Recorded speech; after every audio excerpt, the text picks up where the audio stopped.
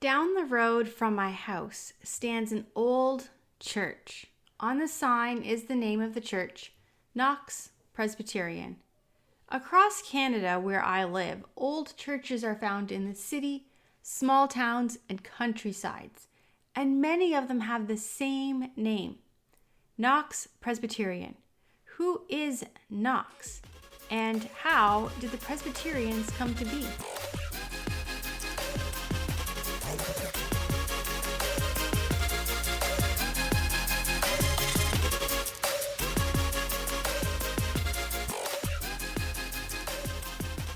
Last week's episode talks about how the Church of England started. King Henry, Edward, Lady Jane Grey, Bloody Mary, and Queen Elizabeth. To understand today's story, you really have to know last week's story. So if you have not listened, please go back and listen to it. Here is the story of John Knox. John was born in 1505. His father, William, was a merchant, and the family was what we would call today a lower to middle class family. When John was very young, his mother died. John did well in school and he was able to go on to university. He ended up moving into the area of the priesthood. He wasn't actually interested in the priesthood, but he ended up going in that direction because, well, it was the flow he was in. In 1536, John became a priest. Now, John was a very short man. He had a long face and a very long beard and harsh and loud voice. He was brash, harsh, and often seen as unmannerly. In 1525, Scotland banned all Lutheran books. Anyone found with one of these books would be imprisoned, and the books would be burned. At this time, a preacher named Patrick Hamilton came on the scene. Patrick was part of the noble family, very wealthy and very educated. He had traveled to Germany and studied under Luther. When he returned, he was on fire for God and preaching reformation everywhere he went. A man named Cardinal Beaton asked Patrick Hamilton to come for a debate. Patrick agreed quickly. It was a chance for him to show the Reformation teaching came from the Bible and not from man's teaching. Patrick arrived in the city and was met by men who arrested him, brought him before Cardinal Beaton. Patrick Hamilton soon learned he was not there for a debate, but a trap. Cardinal Beaton had a quick trial, found Patrick guilty, and sentenced him to be burned at the stake. He was burned just a few hours later. On the same day that Patrick had arrived for the debate, he was dead. In less than 24 hours, he had been arrested, put on trial, found guilty, and burned alive. The outrage over the death of Patrick Hamilton spread quickly throughout Scotland. Knox, hearing about the death of Patrick, was both shocked and appalled. Knox was 23 years old at the time and new to the priesthood. He could not understand why the man had been killed, and so quickly and so unjustly. At the same time, another man named George Wishart was also preaching. George had found the Greek Bible that had been translated by Erasmus and started to read it. He ended up traveling to England, where he met Hugh Latimer, Thomas Cranmer, and became friends with them. He was part of the group that met at the White Horse Tavern. We talked about that in our last episode. Now, George Wishart was a very tall man, and he preached wherever he could. He returned to Scotland, and Knox heard him speak. Then Cardinal Beaton asked George Wishart to come for a debate. George answered, "I smell the burning flesh of Patrick Hamilton." George Wishart did not take the bait. Cardinal Beaton then sent for an assassin to kill George. After the service, George was meeting with people, talking to the congregation, hearing their prayer requests. Suddenly, a priest pulled out a knife and tried to stab George in the stomach. George, being a very tall man, swerved and the knife grazed him. Immediately, men grabbed the priest and began to pull him out of the church. It was clear to everyone that priest was about to be killed. But George ran after them. "Stop! If anyone hurts this man, they will have to deal with me." The men slowly let the priest free. He fell to the ground crying, begging George to forgive him. The very tall priest walked forward and then stood before the man. He told him to get up. He was forgiven. And that day, it became clear that George would need bodyguards, and Knox signed up for the job. So one of the tallest men in the city was guarded by one of the shortest men in the city. In 1543, the Bible became illegal in Scotland. Cardinal Beaton continued to arrest and kill anyone who was caught reading the Bible or Lutheran literature. Eventually, George was arrested, and Cardinal Beaton held a trial. It was Cardinal Beaton who would decide his guilt or innocence, so George had no chance. He was found guilty of being a heretic and killed. Finally, after some time, the Protestants in Scotland were tired of this and decided to take matters into their own hands. They stormed the castle where Cardinal Beaton lived. Cardinal Beaton ran to the room and closed the door. He then pushed furniture in front of the door to block the mob. But soon they were at his door, breaking through the door and through the furniture. Cardinal Beaton began to cry out, "Don't kill me! I'm a priest! I'm a priest!" The mob broke through the door and killed him. They then took his body and hung it outside for everyone to see. They left his body there until it began to decay. And then they took it down and threw it in the dungeon where Beaton had thrown so many of his prisoners. Now the mob knew what they had done was illegal, and they were most likely going to be tried and killed for it. So they barricaded themselves inside the castle. Their families went to the castle to join them. As the families were going to the castle, they asked Knox to come with them. You see, they needed a teacher for their children. Knox agreed, and that's how he ended up living in the castle with the mob who had killed Cardinal Beaton. No one was really upset that Cardinal Beaton was dead, so the group lived basically peacefully as long as they stayed in the castle. Knox really enjoyed teaching the children, and when he taught them Bible classes, all the parents would come to hear him. It soon became clear they wanted him as their pastor, but Knox refused, and he locked himself in his room for days, just hoping everyone would stop asking him. But during that time, he felt God telling him he was their pastor. And that's how Knox became a Reformed pastor in Scotland. But then the French showed up. Now the French were very Catholic and very angry with the mob who had killed Beaton. The French army surrounded the castle for 2 months. The people living inside lived in fear, wondering what would happen. After 2 months, the army broke through the castle and captured the men living there. Knox, who was seen as the leader, was taken as a galley slave. Knox, of course, had nothing to do with the killing of Cardinal Beaton, but by the time the French showed up, he was their leader. The life of galley slave was the hardest thing Knox would ever go through. Chained to his fellow slaves, he spent his days and nights at the bottom of the boat, rowing. There were no bathroom breaks. When you had to go, you went, and then you sat in it. The smell was horrible. The slaves were given very little to eat, and almost every slave had galley fever. When a slave died, he was simply unchained, tossed overboard, and a new slave was brought in to take their place. The slaves were also forced to participate in Catholic Mass. The French soldiers had a wooden statue of Mary. For fun, they would take the statue to the Protestant slaves and force them to bow to the statue. One day, they came to Knox. "Bow to Mary." Knox looked at them. His eyes were like fire. In one sudden move, his arm jerked forward, grabbed the statue from the hand of the French soldier, and threw it into the water.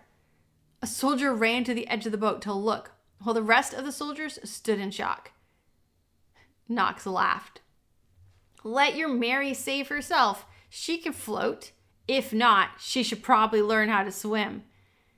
The statue floated away, and from that moment on, Knox was never again asked to participate in Mass. But shortly after that, Knox became very sick. The fever had him. He had to keep rowing. If they saw that he was too sick to row, they would simply toss him overboard. Each hour he got worse, and he cried out to God to give him strength to row and keep him alive. The hours turned to days, and Knox found himself in a pit of hopelessness. Sick, tired, the only thing keeping him alive were his prayers.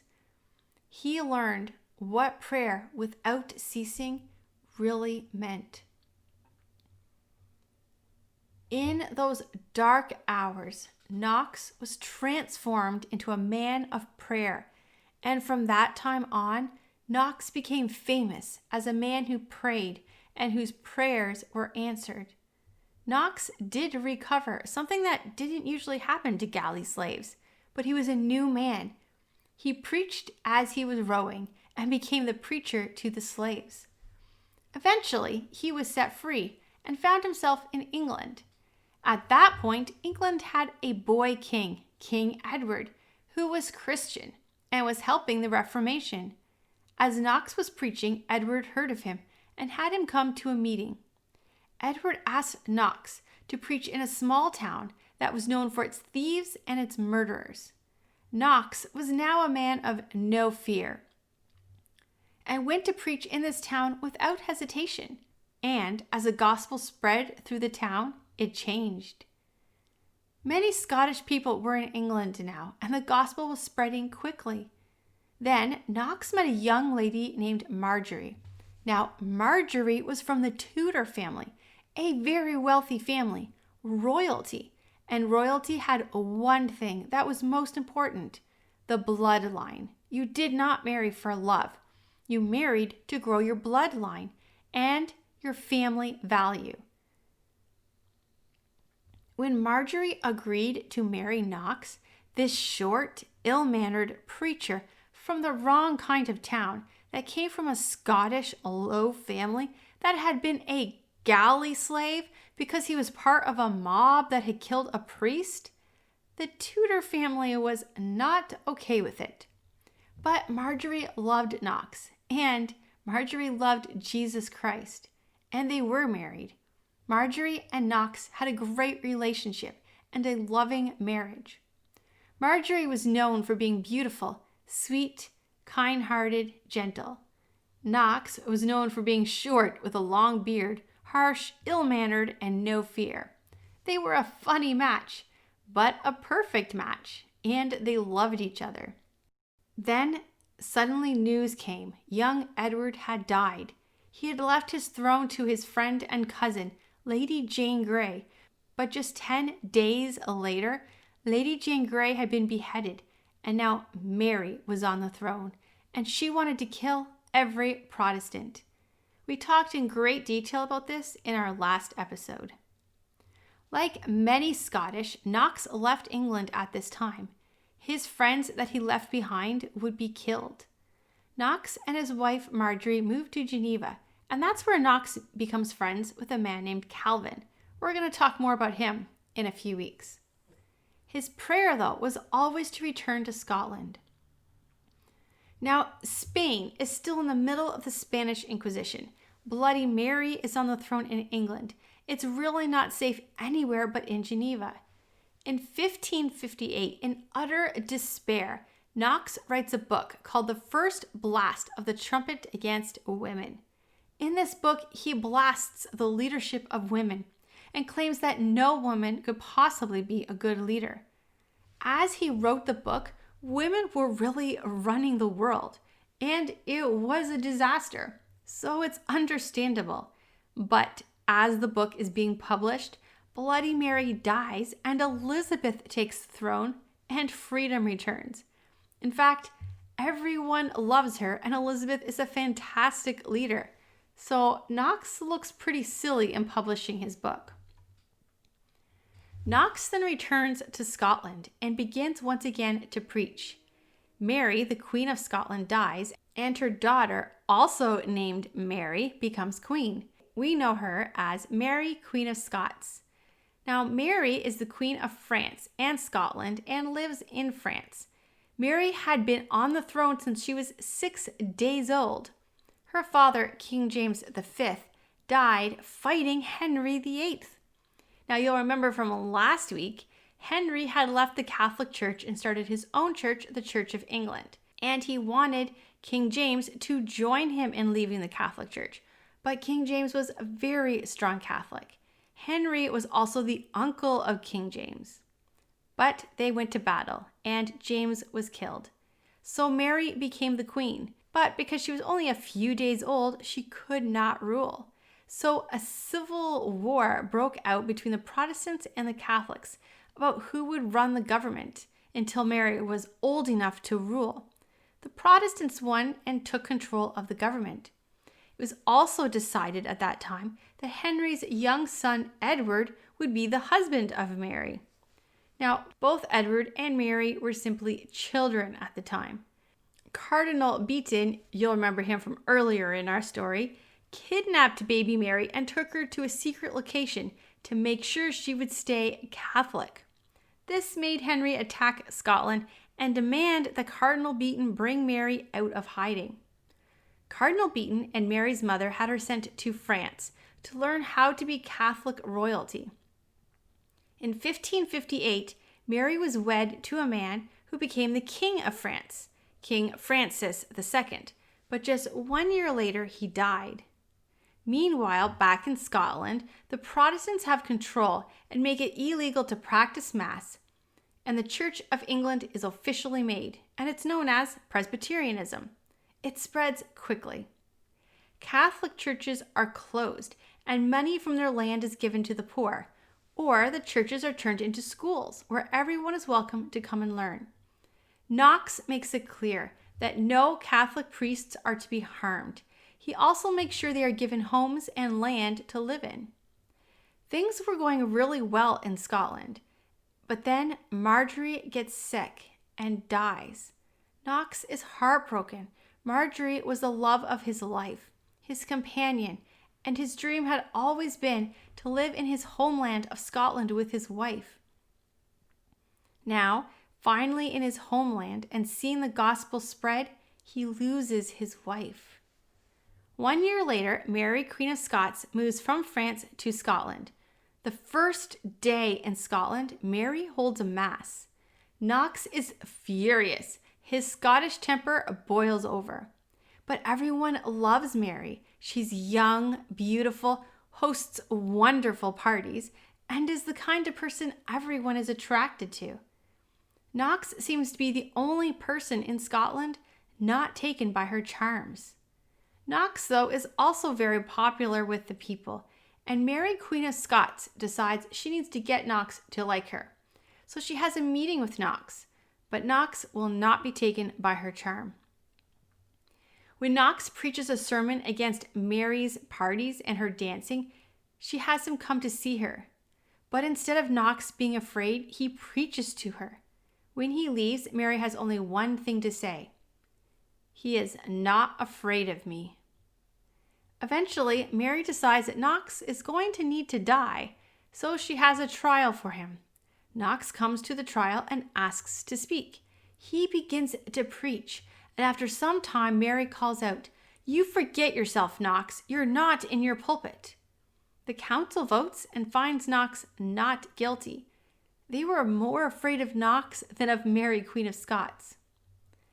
Mary says later, "I fear the prayers of John Knox more than the armies of England." Around this time, Mary sets her eyes on her cousin Lord Darnley for marriage. Now, this marriage was not because of love, but this marriage would give her the right to the throne of England if Elizabeth was to die. John Knox actually preaches an entire message condemning Mary for wanting to have this marriage. But Mary does wed her cousin, Lord Darnley. Just as her first husband died suddenly after their marriage, the second husband also dies mysteriously when an explosion happens. The only suspect is a man named the Earl of Bothwell. But Mary, Queen of Scots, won't have the case looked at. And then Mary and Bothwell are engaged and married shortly after. The nobles were outraged and demanding justice. At this time, Mary has an infant son from Lord Darnley named James. At this point, Mary is angry with the nobles and turns her armies on the nobles. But Mary loses the battle and is taken to a prison. She escapes prison and runs to England, asking Elizabeth to help her.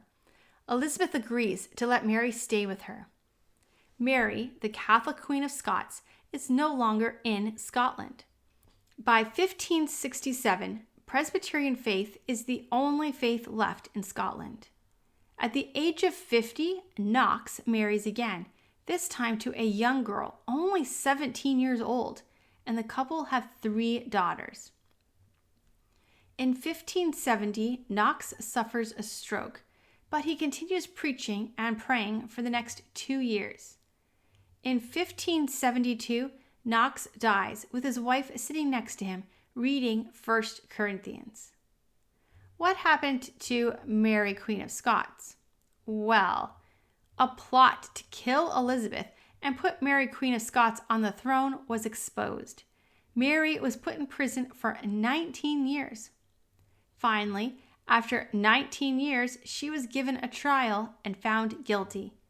On February the 8th, 1587, Mary, Queen of Scots, was beheaded for treason. Her son, King James VI, accepted his mother's execution, and when Queen Elizabeth dies in 1603, King James becomes the King of England, Scotland, and Ireland. This son is actually very important to church history. It was the son of Mary, Queen of Scots, King James, who took the throne from Queen Elizabeth, who is famous for the King James Bible.